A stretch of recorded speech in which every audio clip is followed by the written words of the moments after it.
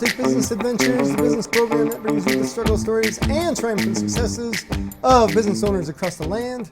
Downloadable audio episodes can be found in the podcast link found at drawincustomers.com.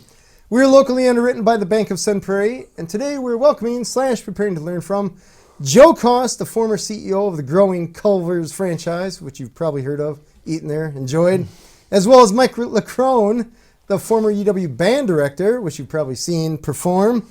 But today we're talking about the new nonprofit they are a part of, which is COPA.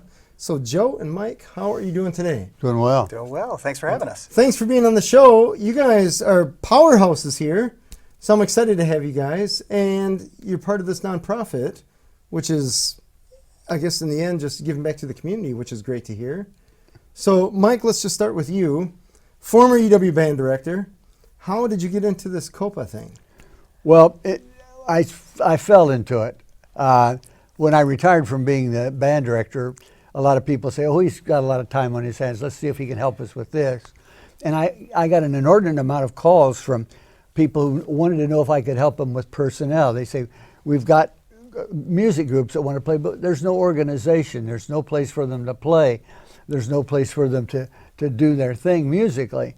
And I looked into it a little further, and I discovered that was right, because high schools were filling up their programs, so they didn't have, and they didn't want to take it on in a lot of cases. There were a few community places, but they were always filled up with requests. So I said, there's got to be a place around. So there were a few people came to me and said, well, we're trying to get this organization started, which will help people in communities develop a system where they can put on these kind of programs at a low cost. And I think that was paramount in my thinking, is I wanted to make sure this was a slow cost kind of thing. All right. And then Joe, how did you get involved with this? Yeah, so I joined a little later than Mike, last year, in fact. And, well, like Mike, after I retired, certainly folks reached out to me on different organizations and nonprofits, and got connected to COPA through a mutual acquaintance of ours that I serve on another board with. And, went to a meeting and was interested in the concept, the cause, really what they were trying to accomplish. And as I told the group, I have no artistic talents at all, so I can't lend that, but maybe I could provide support in other areas. So right. Joined last year, and it's been a fun ride since. Very cool. So let's continue on with what is COPA?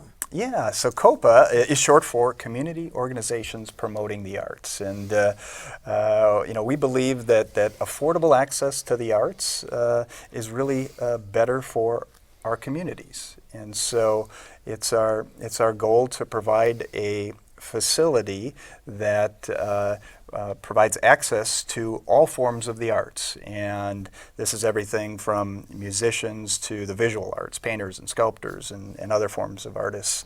And we have a facility currently that we're operating out of today in Fitchburg. It's an old repurposed office warehouse space, and we're making good use of that.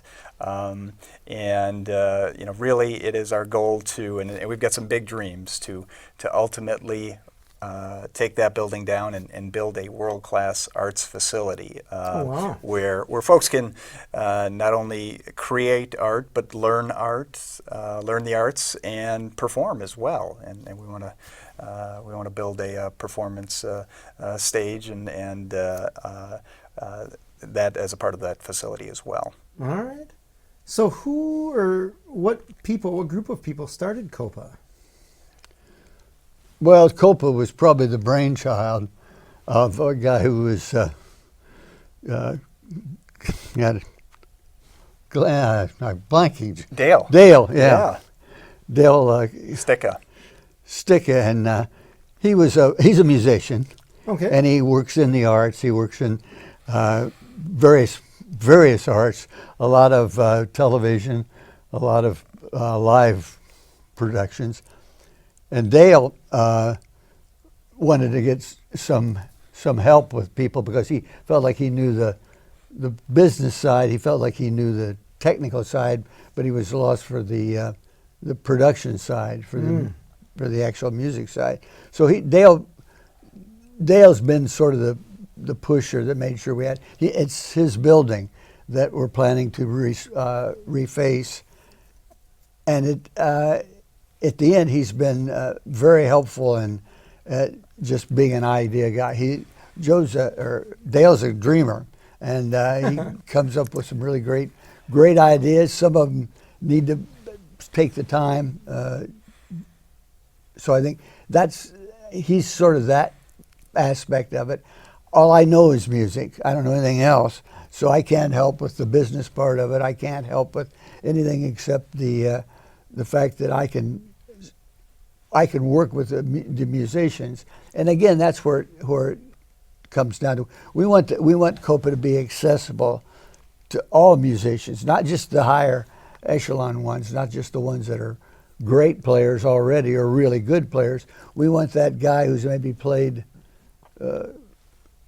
drums for a couple of years and give him an opportunity to get together with a group of people and play. You have no idea how big a kick that is. Well, maybe you do. Just to be able to play with a group is just a huge kick for most people. All right.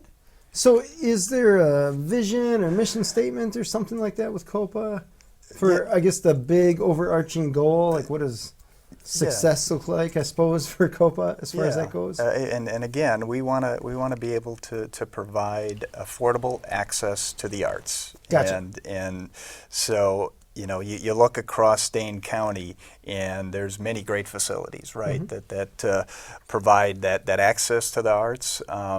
But what we've come to find out, and Mike can share more on this, that there is still a great need for space. And great need for affordable space, and we want to cater to those that are maybe underserved and can't afford some of these more pricier venues. And so we want to work in partnership with these other venues and provide access across all ages, from young to the seasoned folks as well, and that is our big goal, and to be able to provide this space again for folks to create their art, to learn their arts, to perform as well. So if I understand this correctly, you're talking painting, sculpture, music, which includes piano, drums, guitar, singing, all that jazz. There's probably other art, I don't know, poetry that I'm not even thinking of. So there's two things that come to mind from a business standpoint. Is one, that sounds like a lot of space.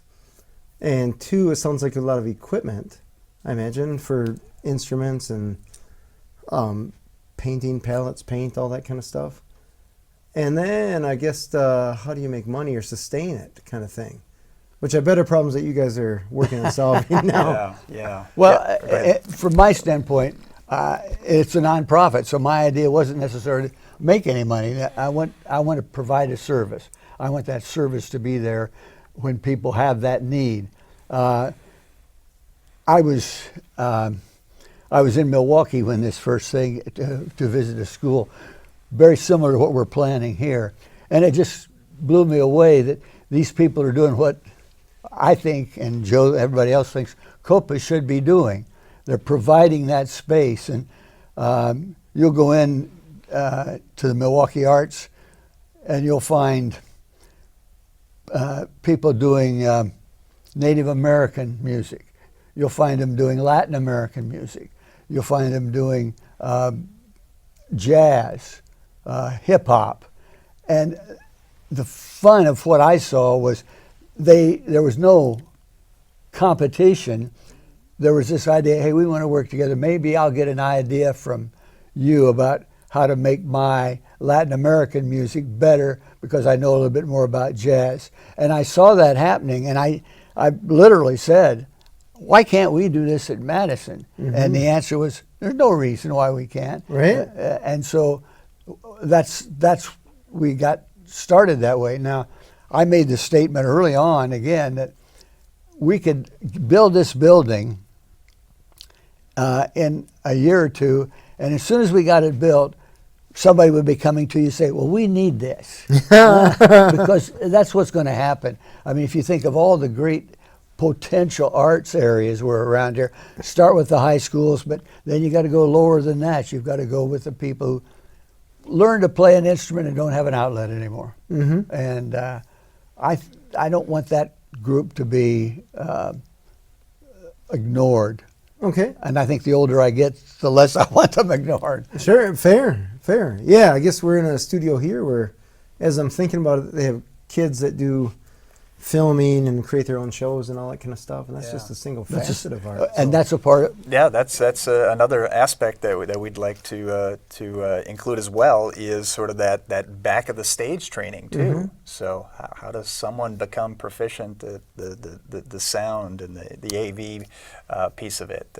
And we want to provide access to learning that aspect of the arts as well. All right. So are you talking about a performance center as well, where an audience can come? Yes. Eventually. Yeah, so part of the dream is a 400-seat auditorium with a stage and space for performances. All right.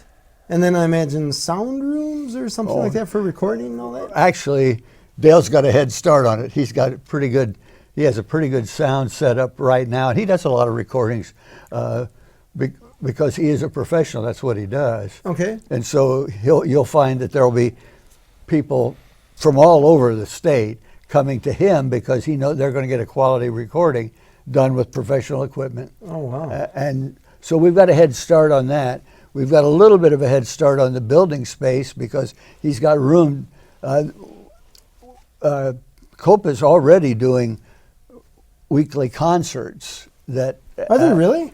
They're not paid concerts. These are, again, opportunities for people to get up and show what they can do and to be proficient at it. All right. So to give you an idea of some of the things going on in the COPA facility today, I mean, one of the major programs we've got going on right now is something we call the Harmony Project, and this is a project where we're teaching music lessons and violin lessons to first grade students from One City schools.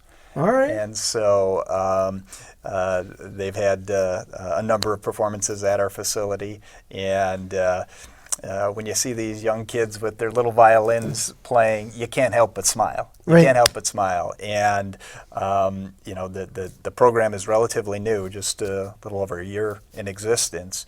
And the teachers and administrators at the school will tell you that they're already seeing a difference in these students. And Mike can probably speak better to this, just what the impact the arts, the music have on these kids. Not just in the area of the arts, but in their education as well. It's interesting how art and creativity can spark other intellect, intelligence, advancements, all that kind of stuff in science, math, all that jazz. But I feel like societally, we concentrate on the science and the math, like invent the next big thing, and kind of forget about art's just for fun kind of thing, and forget about the result that can happen from. Been a lot of interesting projects that have been started and studies that have been studied that kids who participate in music, whether they continue it on at a great level or not, they become the strong students of that area, that society. Mm-hmm. I was at a meeting with Joe not long ago, and I was testing it out. These were all honor students from all the Madison high schools. They had won all the prizes. And for fun, I said, how many of you had some music in your background when you started here? Every hand went up. And that to me is very telling that they understood that it's important to do that. I've mentioned also that I feel like the band, the kids in the band love to play. Mm-hmm. They were in my band. They love to play. And a lot of people, and they went on, most of those go on and keep playing. They keep playing way longer than they should. No, I'm kidding. But those people find that generates another interest that they can use. 60% or 40% of the Wisconsin band when I was there were engineering students. not music students. 40%. Engineer, yeah, 40% were engineers. Wow. And that's because engineering students want to do something besides just what they're doing in the classroom, just what they're doing in the lab. They want to have opportunities to show that they've got talent and can do it beyond the classroom experience. So I think it's hugely significant that happens with us, and it's been that way. It's been that way ever since I was with the band, so it's not a fluke. All right. And how long were you with them? 50 years. 50 years. Yeah. Wow. Please say something like, "You don't look that old." You do not look that old. I'm just trying to think what was going on 50 years ago. I'm just trying to think historically. Like recently we think of pandemic, but that was a drop in the bucket for 50 years. Well, I was watching the news. Nick Jagger's is 80 He's 80 today. 80 years old today. Is he really? Yeah. Oh, nice. Look at that. And he's still going. Oh, yeah. Yeah. No. Amazingly. Yeah. I think I went to one of their the Rolling Stones last concert. I bet that was 20 years ago. He was only 60 then. Yeah, it was Right. funny Yeah. because it was one of their last concerts. And yeah, whatever. It's still going. So good for them. Yeah. So this Harmony project, that's one of the major projects or programs we've got going on in COPA today. But a few other examples of things we're doing, something called Indie Tune-Up. This is an opportunity for local musicians to come and perform in front of a group of invited guests. So sort of on the smaller stage to practice their talents before they move on to maybe the bigger stage. We've held arts pop-up shows where local artists can display their artwork very cool. within the community. So those are just a few examples. But again, we're looking to grow our programs and offerings. And we have this space, and we want to make sure that it's accessible and affordable to all artists. Tell me about the instructors. It sounds like there's instructors or so- leadership of some kind for the individual artists. Yeah, so for the Harmony project, we've contracted with some local music teachers to help teach, again, the first graders their music lessons and violin lessons. And so today, COPA has a staff of 0. We're operating with mostly volunteers. Oh, wow. Okay. And our board as well. So All right. part of the no challenges administrators, no. No administrative staff today. So All right. this is part of the challenge of a startup nonprofit organization. Yeah. And it takes a passionate group of individuals to make it happen. Fair. Totally fair. Yeah. Tell me about the history. When did COPA actually start? Yeah, so it was around 2019, pre-pandemic, Okay. got its start, and Mike was involved early on in the process, so he can share more of the stories there. But had a little bit of a stall when the pandemic hit, right? Yeah, And it changed things. A lot, yeah. Changed for a lot of folks. But really since the pandemic and over the last couple of years, things have been ramping up, and we're excited for the future. Yeah. So they started in 2019. Did they just back burner it until pandemic was over, or did they? Actually, we kept meeting Okay. because we knew that the vision, we knew that the potential was there. And in fact, it may well have grown during COPA, because that was the one good thing about COPA is these kids get to play, and I'm talking about everything from grade school up through high school. They didn't have a chance to play, and they were starving for it. And sure. It gave it a nice little boost there.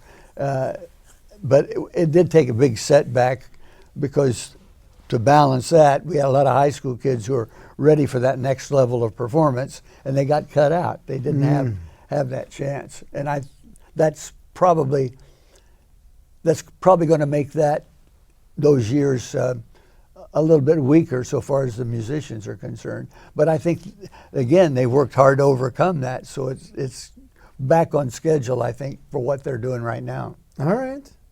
So who or when did you get involved in, Joe? So I got involved late last year. Okay. got connected to the group, and again, they were coming out of this pandemic and ramping things up again, and they had gone through some transitions with the board, and so they had asked me to join, and again, it was something that interested me, and so as we came on, taking a look at our priorities, and like any startup business, you've got to put systems and processes in place. The only difference, you got to do it without a staff, right? You've got to do it with a group of volunteers and board members. It's very difficult to say we should do this. And who Yeah. wants to do it? Yeah, The hands absolutely. don't jump up. Right.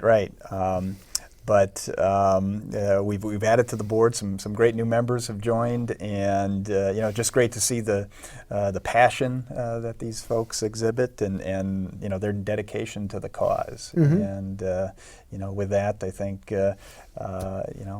success will come. Success will come. But certainly, we've gone through our challenges over the years, and I'm sure there's more challenges we're going to face. But there will always be problems. Yeah, problems are a sign of life, so Right, it's all right. good there. Tell me, how many people are on the board? Oh, I don't know if I have a count, but there's probably close to 15. Okay. And so I didn't talk a little bit more about our structure of our organization. We actually have two partner organizations. COPA, which we've talked about, is the organization that operates the facility. But we also have a partner organization called Friends of COPA. And Friends of COPA was set up to help provide funding to individuals and organizations that maybe couldn't afford the facility on their own. And as a part of Friends of COPA, we have since began the Leckrone Arts Fund. Oh, wow. So Mike and his family were excited to get this fund set up to help support the cause. So the intent of this fund would be to provide grants, scholarships, funding for individuals, organizations that want to utilize the COPA facility, but maybe don't have the means to do so. And so Oh, interesting. that is really our first real phase of our fundraising is to raise funds for this Leckrone Arts Fund, so that then it is sustaining, as we grow the programming in the COPA facility. All right. And Mike, maybe you could talk more about that fund.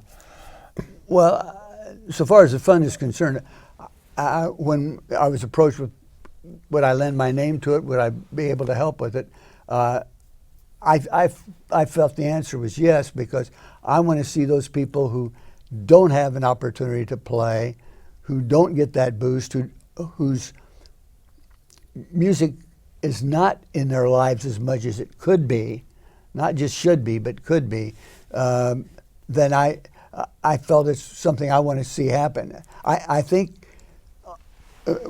we've all talked about it. The project is more for the underserved than the overserved, because we got great organizations here in Madison, Youth Symphony. There's just great promotions of that. But here's an area that hasn't been served, and I'm hoping that it will grow into this building. But we've got to start on doing some of the scholarships now, and that's very satisfying at this point. All right. Tell me about marketing. Because when you're talking about underserved, I imagine it's easier to reach people that are actively looking for a place to do art of any kind than it is for people that don't necessarily know that some place like this exists. So that gives you a kind of a double-edged challenge to just getting the word out that, like, hey, we're here, we can help you, we want to help you, come on over. How do you spread the word? That's where you come in. Oh, this podcast is going to launch it. Seen by millions, right? Yeah, right? Soon to be billions, right? Yes. No, and so that's the challenge of a startup nonprofit, is getting your story out, right? And the first part of it is crafting that story. What is the story? And putting that together. And then there's getting word out to both our potential users of the facility, those artists and artists to be. that yes, we have this facility and we want to offer it up to everyone, right? So there's that challenge, and then there's also the challenge of fundraising, right? And, Right, and, yeah. and certainly that's a big part of a new startup nonprofit as well. And so again, telling that story, that compelling story, and selling that story, right, to those potential donors is going to be key for us as well. And so we've been working with a local PR agency. Ad agency to help us with our website, our social media, our PR campaign, and Mike and I have been out speaking to various groups over the past couple of months and starting to spread that word about who we are. Again, both to potential users of the facility and hopefully potential donors as well. Sure. So the typical, I guess, the marketing channels that you're using are essentially feet on the ground marketing as well as some social media stuff? Yeah, so certainly with limited funds, a lot of word of mouth, right? So the board is out and communicating where they can on the project. But as well, a lot of it in digital content today. So again, website, social media, that sort of thing. And I think slowly but surely that word is getting out, and certainly involvement in various organizations, not just speaking engagements, but joining the local Fitchburg Chamber of Commerce, meeting with the officials from the city of Fitchburg too, and I think we built up a good relationship with them. They're supportive of our project. And so it's sort of all hands on deck. Wherever we can spread the word, we try to do that. All right. Now, the target market that you're after, can you describe them for me? Well, I mean, we want to be the place where everyone can be an artist. So, again, young and old, all genres of art. But as we've talked about, particularly the underserved populations, those that maybe don't have access to some of these other facilities around the area, and aren't aware of a facility like ours that they can utilize and can craft their talent, become an artist as well. Is the idea that let's just say I'm a underserved guitar player. I have a guitar. Yeah. Do I just walk in, or are there classes, or how do I get involved, I guess? Yeah. If I want to get my music going. Yeah, I would say certainly start with our website, copamadison.org, to learn more about us, and reach out to our folks and talk about what your needs are. And certainly we have some programming in place today. In other cases, it might just be space, right? Space to practice, and a lot of folks are just looking for that today, or a place to create their art. We want to be that place, so you can reach out to us, and we can chat about what we can offer. So you mentioned creating the art. I remember I had a friend that went to Milwaukee Institute of Art and Design, and one of the coolest things about that place was that they had their own studio space. I want to say it was I'm probably wrong, but in the neighborhood of 10 foot by 10 foot chunk of warehouse-ish space that was their little kind of room. I think a 3-walled room where they had space to create their art. So do you have something similar to that for the visual art, so to speak? Yeah, we do. So we've got again, this repurposed office building, office space.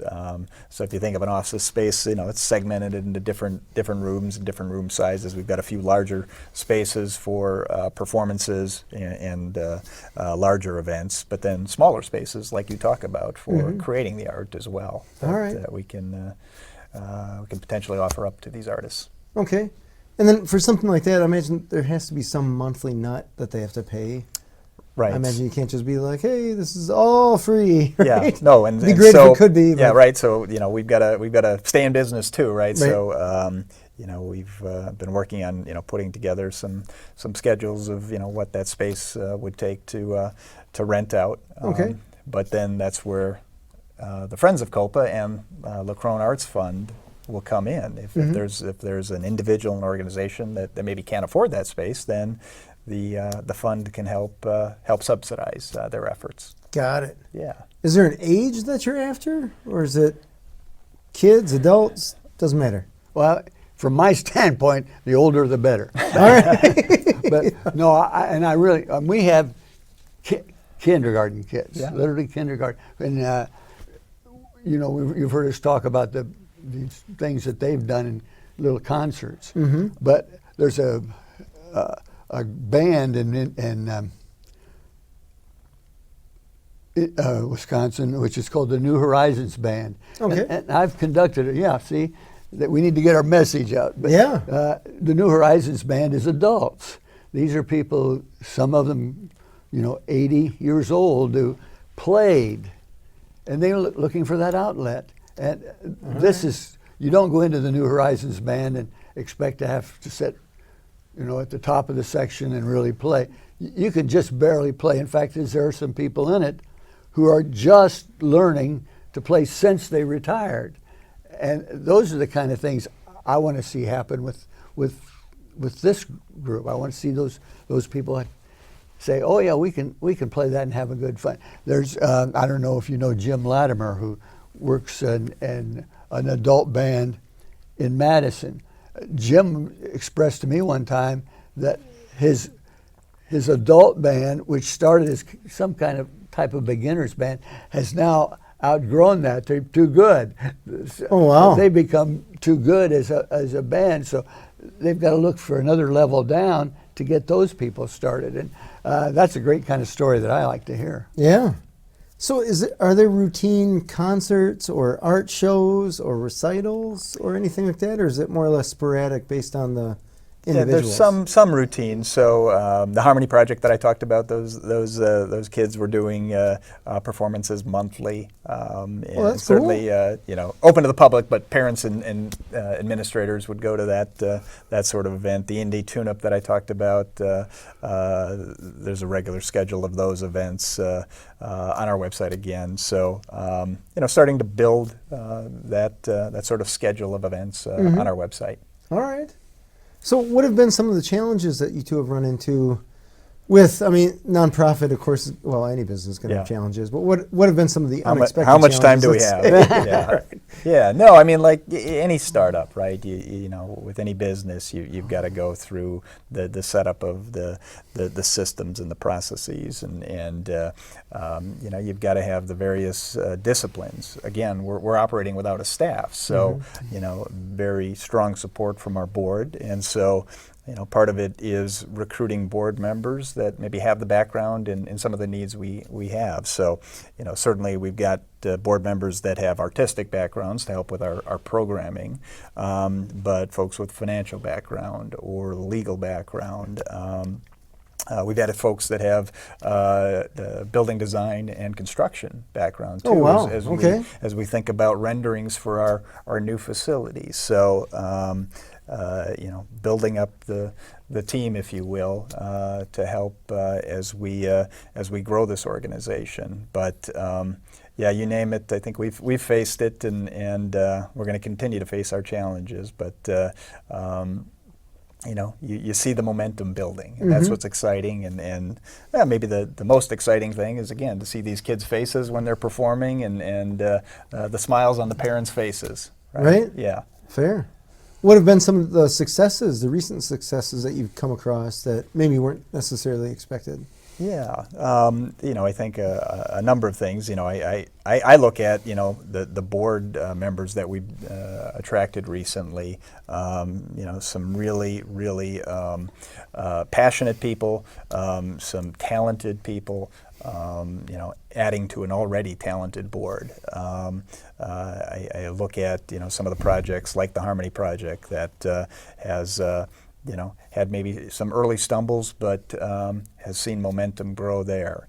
I look at the partnership with the city of Fitchburg, right? Again, all right. Yeah, probably a slower start to that partnership, and I think we've been able to strengthen that relationship. They are very supportive, as I mentioned, of our project, and so that's been exciting to see. And then maybe one of the more recent successes. a few board members have been attending a workshop put on by Amanda White. Amanda, a little plug for her, she puts on this workshop series on capital campaign plans. And Sure. it's a monthly session that walks you through everything you need to do as a part of the whole fundraising project. And it's a long list, but it's a game plan of how we will attack this fundraising plan. So again, a lot of little things that have added up and provided some momentum for our project. All right. Tell me about the board, because this is a curiosity question, both from just the board, what you guys are doing is a good thing, nonprofit. But the boards that I've been on, some of them have been a little challenging because not everyone necessarily shares the exact same vision, or maybe they have the same end goal, but their means of attaining that goal don't always align with everyone else. Yeah. And others, I feel, just like to hear themselves talk. So. Yeah. No, I'd say overall we've got a great board. Again, Okay. Passionate, talented individuals, and I think you want a board with different perspective and different ideas. Definitely. You don't want everybody thinking the same way, right? So No. you want people coming with various perspectives, and we've got that. I mean, again, from the arts to the financial world to the legal world to the building, design world. Mm-hmm. Has the board grown over the past? Yeah, it has. It has. Okay. Yeah. We probably added a handful of folks over the last year. All right. To that board, and so, and then we've got this great ambassador on board. Yeah, right.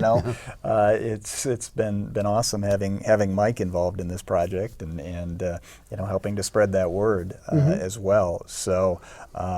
Yeah, and again, these are all voluntary board positions, and so Right. people have different degrees of capacity, to give and to offer up their talents. And I'll say overall, this board has been tremendous in that regard. Yeah. So in 2019, when this started, was the goal to get a new building and go through all that, or has that evolved over the course of time? Actually, from my perspective, it may have gotten the cart before the horse. Oh, okay. Their first idea was, we need this building. We got a place for it. We have a location that would be great because it's accessible to anything, more accessible than almost any place you could name in Madison. It's easy to get to.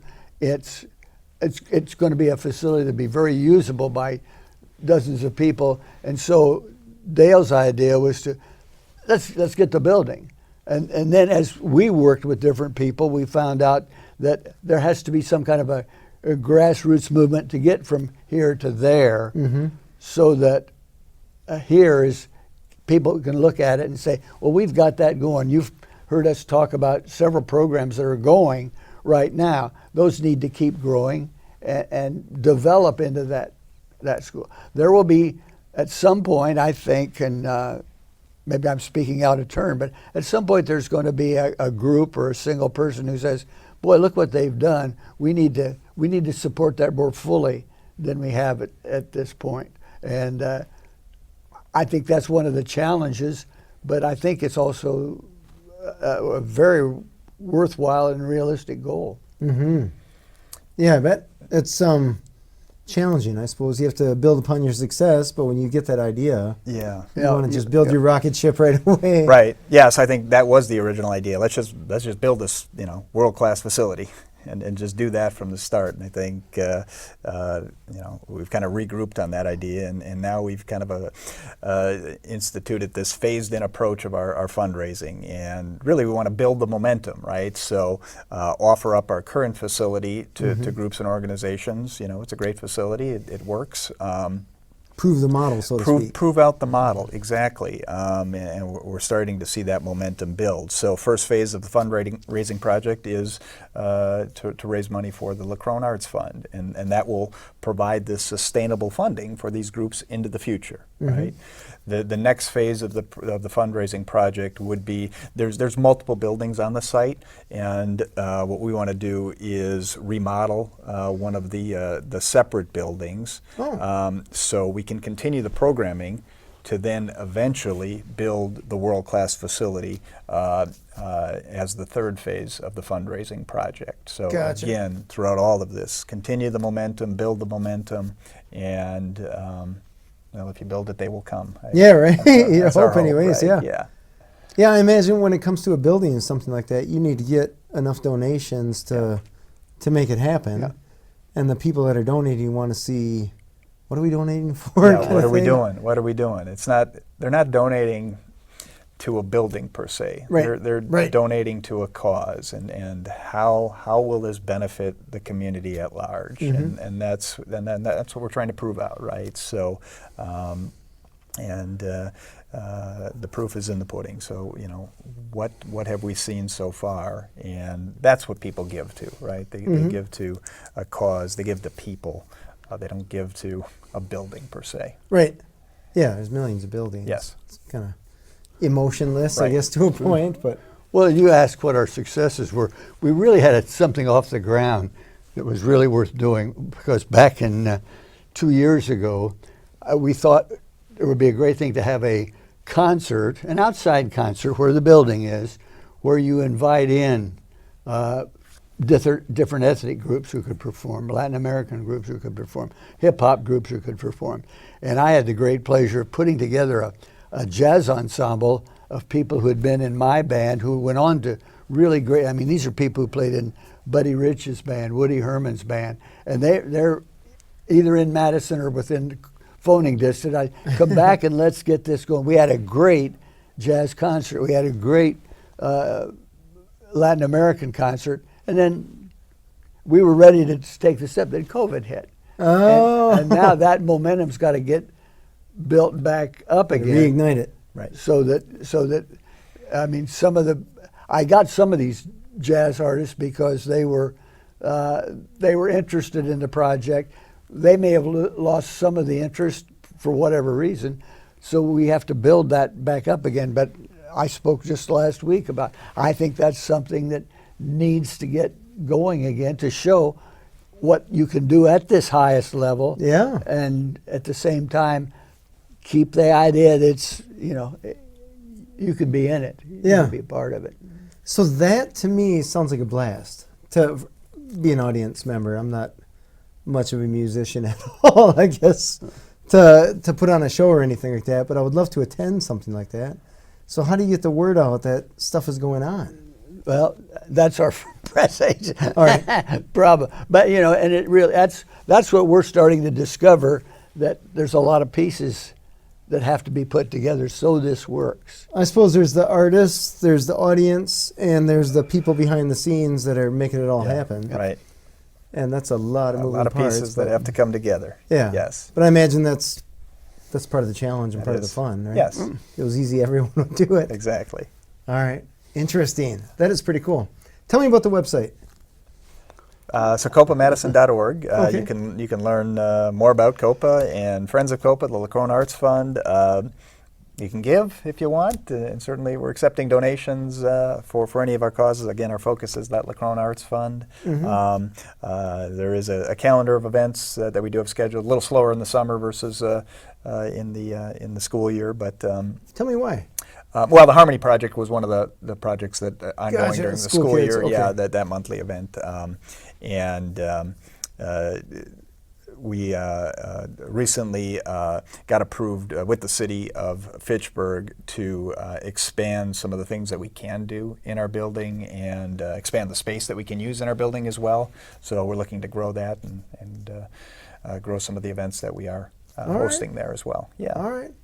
I want to ask you guys to compare your histories with what you're doing now. So as CFO and CEO of Culver's, compared to leading this group, can you tell me what are the similarities and what are the differences? Yeah. Well, similarities, you're dealing with people, right? And people are people. And, Good or bad, right?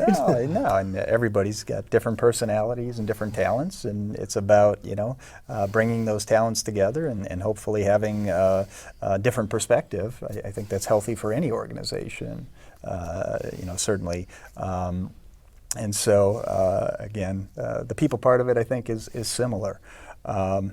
certainly the arts are different than Butterburgers, right? Yeah, right. And for-profit is different than non-profit. I mean, that's maybe the bigger difference. And so, although we have something to offer up to the general public, we're also here with our hands out saying, hey, do you want to give to our cause? And that's quite a bit of a difference from a for-profit enterprise.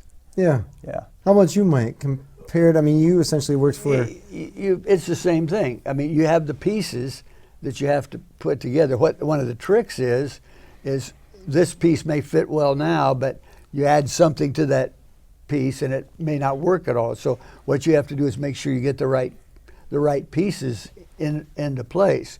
I mean, I find a great similarity in what I do with a band with what I used to do, where we were playing just straight music. You wanted to have the people had the passion. We wanted those people with the passion to be in that group. If you can locate that, and it's in all these kids, the passion is there. You just have to tap it. And I think that's what I hope COPA is trying to do now, and I think that's what we've seen in the successful programs that we've had. Yeah. The thing that I mentioned this before when we've done sites, one of the things that impressed me about the people who are already involved in a COPA like the group over at Milwaukee is that they take great respect for themselves and for each other. There's a wonderful sense of respect. I walked into these classrooms, middle of Milwaukee, and you'd expect litter on the ground, you'd expect all sorts of things. Not so. You could, as I like to say, you could eat off the floors. Oh, if you wow. wanted to. I mean, they're very pristine in that way. Kids took great pride in the fact that we've got something special here. We want to maintain it and take it to a next level. Now, all the studies tell us, well, that's not really going to happen, but it did. It's happening in Milwaukee, what I saw, and there is no reason why we can't have the same thing in Madison. None All at all. right. So is COPA based on the Milwaukee one, or Only from a standpoint as we copied a lot of the things that they did okay? in setting up our structure, setting up the idea that this is serving all sorts of. Yeah, there's nothing wrong with that. No. I mean, that's. But I always say it's better to be second than be the first one, because the first one makes all the mistakes. It's easier to follow. We'll make our own share of mistakes. Yeah, fair, totally yeah, fair. yeah. But you can learn from, I guess, Right. Yes, absolutely. the other groups. Yes. Are there other groups like this throughout the country? Yes. Or is- Similar- okay. Yeah. And I keep mentioning the Milwaukee one because I've made 2 or 3 trips over there to see it, and Yeah. it is a great model. But I mean, they do things in different cities. They may call it something else, but they're trying to get that one group of people that have not been served yet. And All right. I think that may be the common goal. Gotcha. Okay, that is interesting. I like it. I love it. Tell me, are you attracting musicians or artists that that have interest, but don't have, let's say, the skills currently? They want to learn them, or are you attracting people that already have skills? They're just underutilized because they don't have access to. I would say both. Okay. I would say both. Yeah. So those seasoned artists that want a place to create and perform, yes, or those future artists that want to learn the craft as well. Okay. We want to offer up our facility to both. Gotcha. So if a kid sees Prince on YouTube or something like that and says, Why not? I want to play guitar like that guy, they can come to you guys versus I have played for a long time, but it's been a while. I don't have a place to play. My parents' basement, whatever, aren't a fan of me playing drums or whatever, or oil painting. I don't know. And the common entity in all that is the thing that you've mentioned a couple of times, the passion. Yeah. If they get that passion at whatever it is, whether it's at high or just a very moderate skill, if they have that passion, you can do something with them. You can make something happen. Yeah, I can remember, I don't know if this is exactly art, but I can remember working I had a 79 Malibu wagon, and I changed engines, all that kind of stuff in there. But I remember didn't matter. I would get out of the garage and it had been 8 hours. I didn't eat. I barely drank. It was one of those things that you're just so involved in it. And I imagine it's the same for a good artist or even a mediocre artist, right?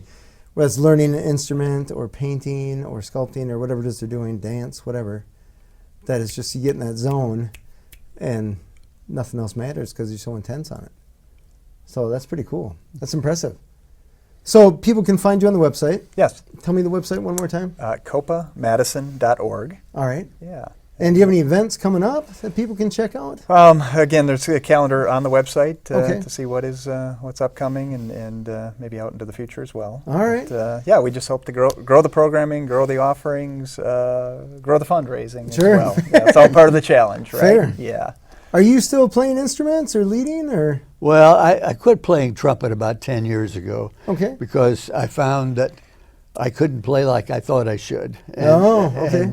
You know, a wind instrument you have to keep up, but I play probably more piano now than I ever did because I just can go in and I have a piano in a studio at home. I just go in and play whenever I feel like it. But I'm involved.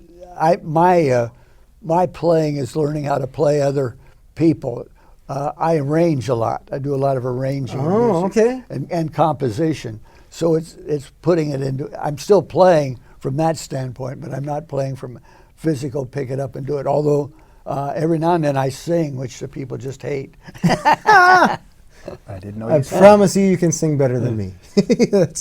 And trumpet, I'm sure. And I quit playing the cornet 40 years ago, so Oh. yeah, that ended my. So I nothing? think they asked me to leave. Yeah, in fact. All right. Yeah. Any painting, anything? No, I have no artistic ability. Oh, you can have something deep down inside. I especially if sing you're in the shower. I surrounded. sing in the shower. Yeah, that's about it. That's close. Yeah. I don't. Maybe there'll be a shower in the facility. But you'd be surprised at how good he could be with somebody who has a little passion for teaching it and I bet. takes the time. I used to say there's no one who doesn't have the talent to be able to play adequately. Agreed. There's nobody like that. But what you have to do is find out how deep you can tap them to get back what you want. Get some drive, I imagine. But I imagine if you're surrounded by it, you almost would fall into something. Maybe ballet? I don't know. You don't know me that well, do you? But you mentioned ballet. That's another area. That's of another dance. dance. Yeah. Yes, Area of absolutely. dance, which we're trying to promote, and Yes. that's a great opportunity. Yeah, when you said the arts, I was just trying to think, what all does that include? And I know we talked a lot about music, but that's a huge gamut. Huge. Absolutely. So, theater and all kinds of stuff that's... Aspects of the theater you won't. I know of a couple of people that were in my band that all they do now is costuming and makeup. All right. That's all. That's their jobs, Right. and it's great to see that. Yeah. You raise an interesting point because on top of those arts, you also have the back end of those arts. Right. The stage design, the lighting, the sound, All those people that keeping the instruments. need to keep the show going. And, Yeah, the and, road crew, I guess, yeah, so yeah. to speak. Absolutely. And so how do they learn that craft? Right? Yeah. And hopefully we can be the place where we Right. can teach some of those skills as well. That is very cool. Well, I wish you great success. This is a cool thing that you have going on. Well, thank you. Thank This you. has got to be the first time that I can think of in a long time that I heard of anyone really pushing the arts. I hear so much about pushing technology, science, software, math, all that jazz. You don't hear a ton about the arts. Well, we've got a lot of great facilities in and around Dane No County, doubt. right? No doubt. But But I don't hear people pushing. Yeah, should I right. attend this concert, whatever, Right. something like that, but actually getting the community involved. Yeah.